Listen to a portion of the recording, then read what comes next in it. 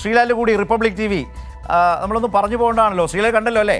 ശരത്തെ കണ്ടിരുന്നു. ശരത്ത്, അതായത് സന്തോഷമായില്ലേ? ഞാൻ ആദ്യം പറഞ്ഞതുപോലെ ഇതിപ്പോൾ NDAക്ക് എത്ര കൊടുക്കണം എന്നുള്ളത് സംബന്ധിച്ചുള്ള ഒരു മത്സരം ആണ് നമ്മൾ നല്ല മത്സരമാണ്, ടൈറ്റ് മത്സരമാണ് ഇവർ തമ്മിൽ. അതെ, ഇവർ തമ്മിലുള്ള ഒരു മത്സരമാണ്. അതായത് NDTV 371 പറയുന്നു, ഇവർ 359. കഴിഞ്ഞ തവണയും ഇതേ രീതിയിൽ തന്നെയായിരുന്നു. കഴിഞ്ഞ തവണ പക്ഷേ ഇന്ത്യ ടുഡേ ആക്സസ് ആയിരുന്നു ഒരുവിധം അടുത്ത് നിന്നത്. പക്ഷേ കഴിഞ്ഞ തവണത്തെ ഒരു ഗുണമുണ്ടായത് എല്ലാവരും, ഞാൻ നേരത്തെ പറഞ്ഞ പോലെ എല്ലാവരും 300 മുകളിൽ പ്രവചിച്ചിരുന്നു. 320, 340 എന്ന രീതിയിൽ പ്രവചിച്ചിരുന്നു.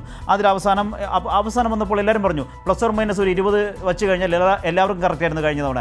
ഇത്തവണ പക്ഷേ അതല്ല, ഒരു ഗ്രൗണ്ട് റിയാലിറ്റി എന്നുള്ളത് കൂടി കണക്കിലെടുക്കുമ്പോഴാണ് ഈ കണക്ക്. അത് പറയുമ്പോൾ ഒന്നുകൂടി ശ്രീലാൽ നമ്മുടെ മുമ്പിലുണ്ട്. അതായത് 2004 ഇന്ത്യ ഷൈനിങ്, പ്രമോദ് മഹാജനും എബി വാജ്പേയി എല്ലാം കൂടി ചേർന്ന്, അദ്വാനി എല്ലാം കൂടി ചേർന്ന് ഇന്ത്യ ഷൈനിങ്ങിലൂടെ വാജ്പേയി സർക്കാർ അല്ലെങ്കിൽ BJP വീണ്ടും വരാൻ പോകുന്നു. അതുതന്നെയാണ് അന്നത്തെ സർവേകൾ ആകെ പറഞ്ഞത്.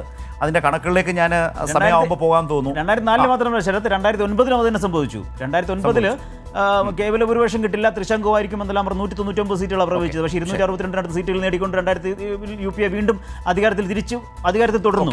അങ്ങനെയുമുണ്ട്. അപ്പോൾ